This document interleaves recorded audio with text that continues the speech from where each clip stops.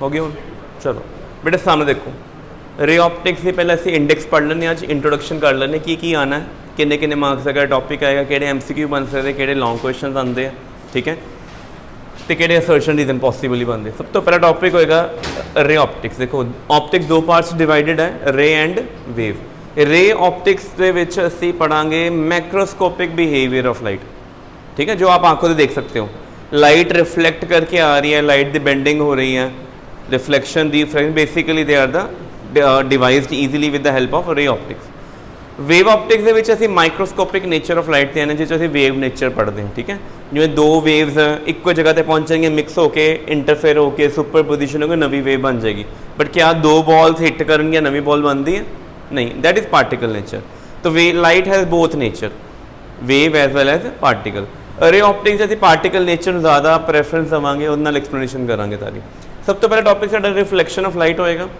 इहदे विच तुहानूं एक प्री रिक्वेस्ट तुहानूं खुद पढ़ के आना पैना करो, but you have to study already, ठीक है। सफेरिकल मिरर पढ़ा हुआ 10th में, सफेरिकल मिरर पढ़ने हैं अच्छी तरह नाल।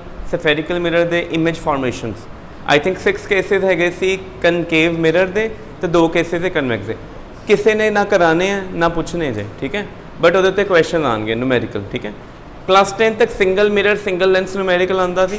क्लास 12th में जो बोर्ड से क्वेश्चन आएगा 3 मिरर लगे होंगे, 2 मिरर 1 लेंस लग जाएगा, ऐसे क्वेश्चन आएंगे। कलेक्शन ऑफ 2 और 3 लेंसेज, फिर रिजल्टेंट लोकेशन या फाइनल इमेज पूछी होगी कहाँ पे बनेगी, ऐसे क्वेश्चन। तो आपने कल जब चैप्टर स्टार्ट करेंगे तो पहले आपने ये पढ़ना, नेक्स्ट लेक्चर से पहले क्लास 10th का लाइट अच्छे से पढ़ना, ठीक है। इसमें रिफ्लेक्शन के बारे में सारा पढ़ेंगे, मिरर आएंगे मेजरली। फिर आते हैं सफेरिकल, जो मैंने को बताया। सफेरिकल मिरर में मिरर फॉर्मूला आपने 10th में पढ़ा था 1/u + 1/v = 1/f। हूँ वो न्यूमेरिकल आएगा तो डेरीवेशन, ठीक है, ये डेरीवेशन करांगे सी। प्योर डेरीवेशन मैथमेटिकल है, कोई लर्निंग नहीं है, प्रॉपर मैथमेटिकल स्टेप्स है, कोई क्रैमिंग नहीं है, काइंड ऑफ न्यूमेरिकल, ठीक है। 3 केसेस बननगे स्फेरिकल मिरर दे। देखो कनकेव मिरर में रियल इमेज बनती है, वर्चुअल बनता कनकेव में कि नहीं बनता? यस। 2 केसेस किसके हो गए? कनकेव मिरर दे। एक केस केड़ा होएगा? कन्वेक्स है। तो 3 तरह की डेरिवेशंस करांगे, मैं एक दी करावांगा, 2 होमवर्क होएगा साडा, ठीक है। कार्टेशियन कन्वेंशंस पता ना सब कुछ। Distances in the direction of incident ray, positive, opposite, negative, pole क्या होता है? ओरिजिन, ठीक है। All distance made from origin, that is pole here. Mirror formula आ गया। देखो की लिखा है पहला, कनकेव कन्वेक्स। तो अपनी कॉपी से लिख लो मिरर फॉर्मूला 3 मार्क डेरिवेशन। अगर इस चैप्टर में पहली डेरिवेशन कोई आती है तो मिरर फॉर्मूला के ऊपर आएगी 3 मार्क में।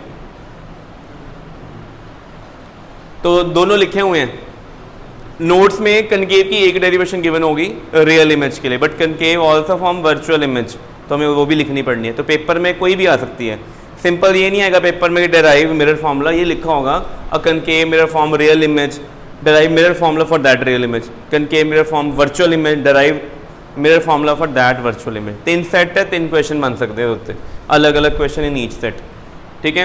एप्लीकेशन ऑफ सफेरिकल मिरर कहाँ कहाँ यूज़ करते हैं? डेंटल मिरर, बार्बर मिरर, पता है ना, उनके ऊपर क्वेश्चन। NCERT से इन टेक्स्ट बैक एक्सरसाइज जितने भी लिमिटेड क्वेश्चन सारे करके जाने हैं, ठीक है। फिर आ गया टॉपिक रिफ्रैक्शन। रिफ्रैक्शन ज़्यादा इंपॉर्टेंट है एज़ कम्पेयर टू रिफ्लेक्शन।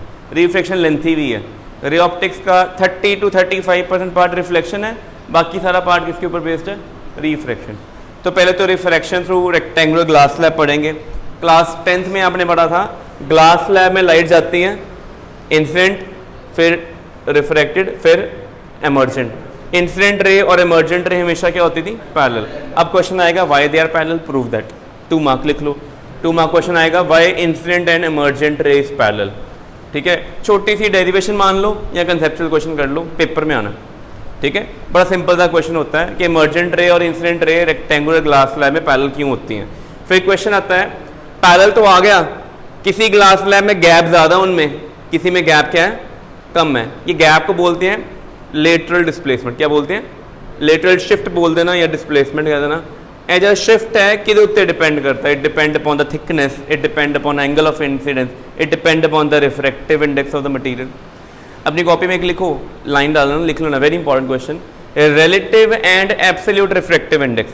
बेटे ए उत्ते ना एक लेटेंट क्वेश्चन आते हैं, लेटेंट मतलब हिडन क्वेश्चन। क्वेश्चन बड़े सारे बनेंगे बट आपको इनका डिफरेंस पता होना चाहिए। कि when you have to use relative refractive index and when you have to use absolute. So ये टॉपिक लिख लो, relative and absolute refractive index, very important conceptually and for numerical. ठीक है, learning, understanding, conceptual question numerical के लिए बड़ा important है। ठीक है,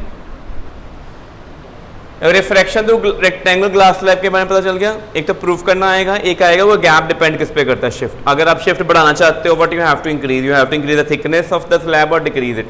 रिफ्रैक्टिव बढ़ा दें तो क्या होगा, क्वेश्चन आ जाएगा, दो अलग अलग मीडियम की रेक्टेंगुलर ग्लास स्लैब्स हैं, तो एक की थिकनेस 5 सेंटीमीटर, एक की 2 सेंटीमीटर है, दोनों में जो शिफ्ट आया था, गैप आया था, उनकी रेशो बताओ। तो आपको पता होना चाहिए कि म्यू के कैसे प्रोपोर्शनल है, डायरेक्टली है कि इनडायरेक्ट, प्रॉपर फॉर्मूला ड्राइव करना आना चाहिए। नेक्स्ट क्वेश्चन लिखो, एप्लीकेशन देखो, real depth and apparent depth, बहुत सारे न्यूमेरिकल हैं। ठीक है, बहुत ज़्यादा MCQ SL 2023 के पेपर के विच ना रियल डेप्थ और एपरेंट डेप्थ का पहला MCQ आया था पेपर का पहला MCQ यही था कि मीडियम पानी डाल दिया, नीचे एक डॉट लगा हुआ है, ग्लास स्लैब है, नीचे एक डॉट लगा दिया इंक से, और ग्लास स्लैब मान लेते हैं, वो मिरर ग्लास का बना हुआ सारा, रिफ्रैक्टिवनेस ग्लास का दिया हुआ था। कहते थे उसकी नई हाइट कितने % ऊपर आ जाएगी, कितने %, मीन्स आपने शिफ्ट निकालना था। तो आपको रियल डेप्थ और एपरेंट डेप्थ दोनों निकालनी आनी चाहिए। परसेंटेज चेंजेस कैसे करते हैं, ठीक है, हम जो यहाँ पे फॉर्मूला पढ़ेंगे वो इनकी रेशियो पढ़ेंगे, real depth over actual depth. मान लो रेशियो आ गई 1:4, कितनी आ गई, तो 1:4 कितने % होता है, 25%। इसके बाद न्यू डेप्थ मान लेते हैं कितनी है, 25%, तो शिफ्ट कितना आया, 75%। ऐसे क्वेश्चन सोच के रखना, 2023 के बोर्ड के पेपर आए हुए हैं। ठीक है, मैं चैप्टर जिदा कंक्लूड होएगा नाल दे नाल 2023 के क्वेश्चन, 2024 करंट ईयर के क्वेश्चन, एंड जो 2014 से लेकर 2022 तक के जिन्हें क्वेश्चन सारे सॉल्व कर देंगे। और जो बच्चा PYQ कर लेता है ना चंगी तरह, वो कभी भी 85% तो कट नंबर नहीं आते। ठीक है, मैं 15% का गैप क्यों ले रहा हूँ 100 से 85, आपकी हैंड राइटिंग। ठीक है, जिन्हों की हैंड राइटिंग अच्छी होगी वो 95+ कर देंगे, जिन्हें हैंड राइटिंग गंदी होगी वो 85 तक आ जाएंगे। ठीक है, मेन बड़ा मैटर है, 10% हैंड राइटिंग के मार्क्स कम हो जाते हैं, ऊपर नीचे होते हैं अगर आपकी हैंड राइटिंग अच्छी नहीं है। आता भी होता है ना, बट आपको लिखने का स्टाइल अच्छा नहीं है, आप कटिंग बड़ी करते हो, सीधा 10% नंबर कम हो जाते हैं पेपर में। तो PYQ कोई भी चैप्टर हो, कोई भी सिलेबस का पार्ट हो, कोई भी सब्जेक्ट हो, PYQ लास्ट वाले 12 साल के क्वेश्चन बड़ी चंगी तरह करने होंगे, और मैं सारे सॉल्व करवाऊँगा। ठीक है, तो ये क्लियर हो गया, रिफ्रैक्शन थ्रू ग्लास स्लैब ये हमने कर लिया, रियल डेप्थ, एपरेंट डेप्थ। इसमें ना एक रियल डेप्थ और एपरेंट हाइट भी आएगा। हम जब स्विमिंग पूल देखते हैं ना, 6 फीट डेप्थ वाला स्विमिंग पूल 4 फीट अपेयर होता है, याद रखना, ये डायरेक्ट लर्न कर लो। और अगर मैं स्विमिंग पूल के अंदर होवां तो मैं बाहर स्विमिंग पूल के बैंक या वो सपोर्ट से कोई बंदा खड़ा है, वो हाइट अगर 4 फीट होगी, मैं नज़र कितना आएगा, 6 फीट। इसका मीनिंग ऑब्जर्वर पानी के अंदर है, डेंसर में है, और ऑब्जेक्ट कहाँ पे, एयर में, उसकी हाइट लॉन्गर नज़र आती है। और अगर ऑब्जर्वर कहाँ पे है, एयर में है, और ऑब्जेक्ट कहाँ पे है, पानी में, तो उसकी डेप्थ कम नज़र आती है। ठीक है, तो एक topic the real depth and apparent depth है, इसके साथ एक टॉपिक कौन सा आएगा, actual height and apparent height, that is for the fish.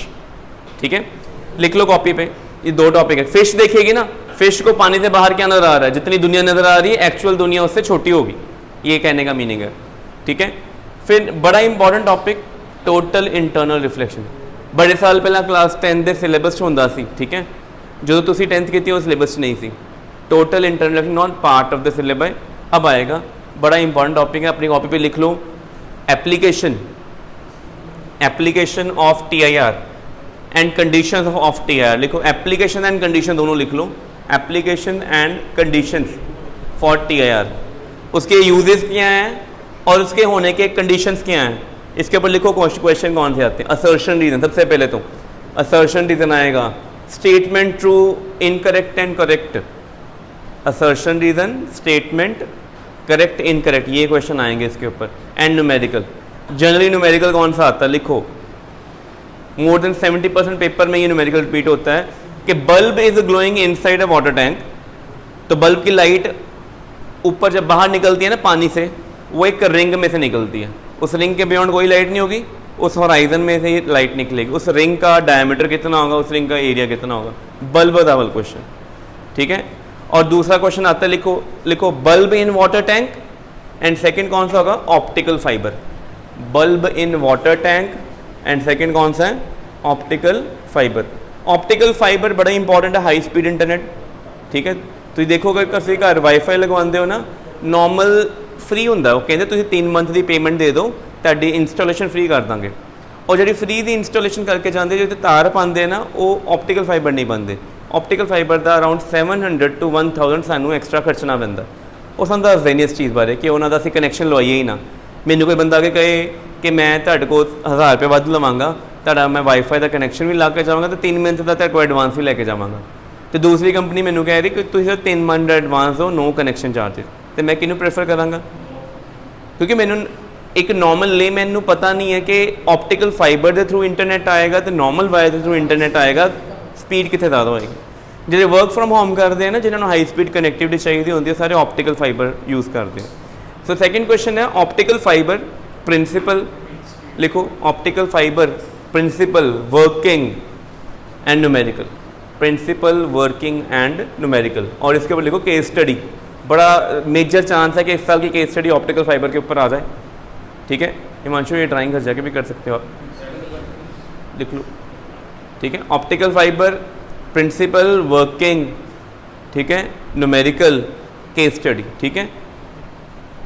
TR के ऊपर एक 2 तो लेके 5 मार्क का क्वेश्चन पक्का आगा जी। TR most important topic, 2 mark से लेकर 1 मार्क में भी एमसीक्यू आएगा, बट 2 नंबर तो आंदा ही होंगे, ठीक है। MCQ, numerical, theory, 5 mark, 4 mark case study, कोई भी क्वेश्चन आ सकता है, ठीक है। फिर आगे नेक्स्ट आया सफेरिकल रिफ्रैक्टिंग सरफेस, लिखो 3 mark numerical, 5 mark derivation, 3 mark numerical, 5 mark derivation plus numerical. Numerical इस साल भी पेपर आया होया दे ऊपर, पिछले साल भी आया थी, उस तो पिछले साल भी, हर साल आता पक्का आ गया न्यूमेरिकल होना। सफेरिकल रिफ्रैक्टिंग सरफेस, डेरिवेशन आई तो 3 मार्क की आएगी, साथ में 2 मार्क का न्यूमेरिकल, अकेला क्वेश्चन आया तो 2 मार्क की न्यूमेरिकल या 3 मार्क न्यूमेरिकल पक्का आना है। रे ऑप्टिक्स में ही अराउंड 10 to 12 मार्क्स का तक का पेपर बन जाता, 15 तक भी पहुंच जाता कहीं सेट में। जैसे हमने प्रीवियस देखा था कि एसी सर्किट के किसी सेट में एसी सर्किट जो 9 नंबर तक का पेपर आया है, अगले सेट के 3 नंबर का पेपर, एसी, ईएम वेव और ईएमआई मिला के उन्होंने 16 को नंबर का पेपर पाना है। किसी सेट से ईएम वेव ज़्यादा पा देना है, किसी एसी ज़्यादा पा देना है, बट आना तीनों से मिलकर 16 का ही है। अगर आप बाइफर्केशन पेपर की बोर्ड की तरफ देखो ना, उन्होंने इन तीनों को इकट्ठे किया हुआ है। ऐसे ही रे वेव को भी क्या किया हुआ है, इकट्ठे 18 मार्क्स लिखा हुआ है, बट उसमें 10 to 12 मार्क्स इसी के होते हैं। अगर इसमें मान लो 8 मार्क्स का आता है तो बाकी 8 कहाँ से आ जाएगा, वेव ऑप्टिक्स में से आ जाएगा, ठीक है। तो ये टॉपिक लिख लिया हमने। फिर रिफ्रैक्शन फ्रॉम रेयर, ये डेरिवेशन है सारी, सफेरिकल रिफ्रैक्टिंग सरफेस मैंने बताई है, ठीक है।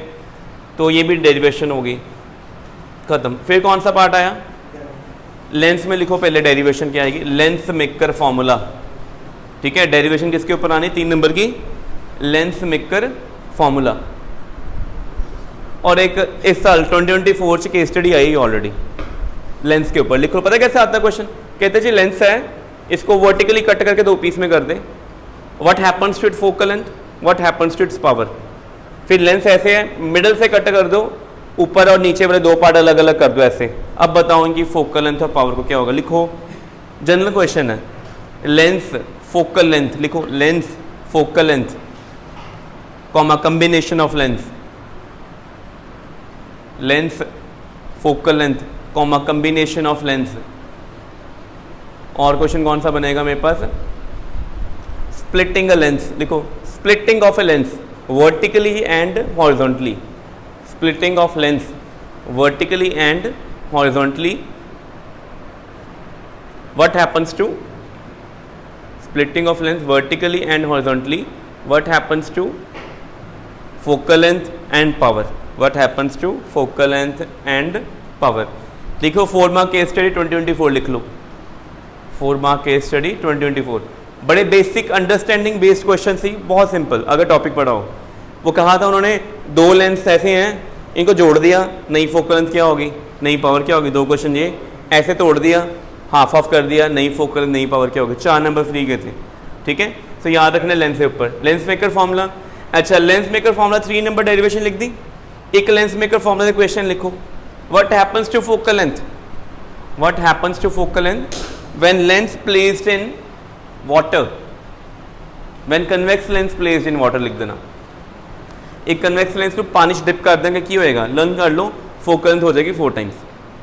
MCQ वास्ते लर्न कर लो 4 टाइम्स लर्न कर लो प्रूफ करना भी 3 नंबर का आ जाता होंगे मैं तुम दसता 4 टाइम्स आंसर आना है बट मिरर की फोकल लेंथ को कभी कोई चेंज नहीं आएगा मिरर को पानी में डाल दो क्योंकि मिरर की फोकल लेंथ रिफ्रैक्टिव इंडेक्स पे नहीं डिपेंड करती लेंस की फोकल लेंथ उसके रिफ्रैक्टिव इंडेक्स पे भी डिपेंड करेगी तो और कितने डिपेंड करेगी रेडियस ऑफ द लेंसेज मेरी आँख का नंबर है ना अगर मैं ग्लास से लेंस लगावांगी थिकनेस अलग आएगी सेम नंबर मेरी आँख का अगर मैं फाइबर लगवा ला थिकनेस की हो जाएगी बदल जाएगी because I am changing the medium बदलेंगे स्ट्रक्चर बदल जाएगा और रेडियस बदल जाएगा फोकल क्या रखेंगे सेम तो हमने प्रूव करना ही है लीनियर मैग्निफिकेशन आया क्वेश्चन ठीक है आपको पता है न्यूमेरिकल इस साल बोर्ड में तो 10th लेवल का भी क्वेश्चन आ गया था 2 मार्क में कि ऑब्जेक्ट यहाँ पड़ी है फोकल नहीं है तो इमेज की नेचर बताओ और कहाँ हो गए 10th में करते थे ना ऐसे what is the nature and position 2 number का क्वेश्चन वो भी आया लिख लो जल्द लिखो location and magnification and nature of the image location magnification and nature of the image 2 mark question on lens formula फिर से आपने 10th में पढ़ा था 1/v - 1/u = 1/f उसके आपने वो साइन कन्वेंशन भी पढ़े थे उसकी डेरिवेशन नहीं पढ़ी अब डेरिवेशन आएगी कितनी डेरिवेशन आएंगी 3 कनकेव लेंस में एक case only virtual image convex lens virtual and real 2 cases again 3 derivation 3 number की ये भी आएंगी कम्बिनेशन के ऊपर मैंने बता दिया आपको अच्छा ये जो सारा टॉपिक ही है इसमें ऑप्टिकल इंस्ट्रूमेंट्स नहीं गए ऑप्टिकल इंस्ट्रूमेंट इसमें नहीं है वो अलग से हम करेंगे ठीक है ऐसे साढ़े चैप्टर की जी इंडेक्स का सारा जो डिस्कस करना है अराउंड 18 मार्क का चैप्टर है total wave ray optics but इसमें से मिलके आएगा कोई 10 से 12 नंबर का पेपर और जो क्वेश्चन बताए हैं मैंने टॉपिक बताए इंपॉर्टेंट उनके ऊपर तो बहुत फोकस करना ना वो नहीं भूलने और जैसे जैसे चैप्टर पढ़ते हो साथ साथ उसके क्वेश्चन कर लिया करो बुक सभी के पास है रेफरेंस ठीक है उन खोलो रेफरेंस नहीं की गूगल कर लो अगर आपने TIR किया सीधे लिखो TIR क्वेश्चन क्लास 10 PDF आपको आराम से 10-12 PDF मिल जानी है ठीक है ये इनिशिएटिव आप नहीं लेना कोई बाहर का बंदा नहीं तुम कह सकता पढ़ने वास्ते कोई मजबूर नहीं कर सकता पढ़ना सिर्फ अपने वास्ते ठीक है ना दोबारा मैं गल दसा कि असीं मेहनत करते हैं ना 2 तरह की मेहनत होंदी है एक होंदी है 6 इंच की मेहनत पता इत्थों के उपर की मेहनत एक होंदी इत्थों की नीचे एक रिक्शा वाला बहुत मेहनत कर रहा है ठीक है एक लेबरर देखिए ना दिहाड़ी का वर्कर कितनी मेहनत करता है बट वो काम कितों लै रहा दिमाग तो लै रहा कि नीचे लै रहा दिमाग तो नीचे की बॉडी तो लै रहा ना काम पर असी कितों लैना यह वाला जो काम लवांगे बैठ के काम करांगे तो ज़्यादा अर्न करांगे वो सानू ब्रेन की करना पैना डेवलप करना पैना साडा ब्रेन कितना डेवलप होता है लॉजिक रीजनिंग क्वेश्चन प्रैक्टिस वो फिजिक्स बता रही है ठीक है फिजिक्स का मेन रोल की है लाइफ के ब्रेन डेवलपमेंट लॉजिक को खोजना अगर आपको क्वेश्चन आता है आपके पास तो उसके लिए सोचो ये कौन सा फॉर्मूला लगेगा यूनिट्स चेंज करने के नहीं करने सारी चीज़ें कौन से खाएगा क्रिटिकल थिंकिंग पार्ट अगर तुहाडा ब्रेन का स्ट्रॉन्ग होएगा कल नूं अगे जाके कोई भी फील्ड दे विच चले जाओगे उत्थे प्रॉब्लम फेस करोगे सोल्यूशन मिल जाएगा बट अगर ब्रेन का क्रिटिकल थिंकिंग पार्ट वीक रह गया फिजिक्स अच्छे से नहीं पढ़ी you have to depend upon others to solve your problems ठीक है और जो प्रॉब्लम सॉल्व करता है वो ज़्यादा अर्न करता है ये ज़िंदगी में याद रखना आपने ठीक है इतना करते हैं बाकी हम कल देखेंगे इसको कर दो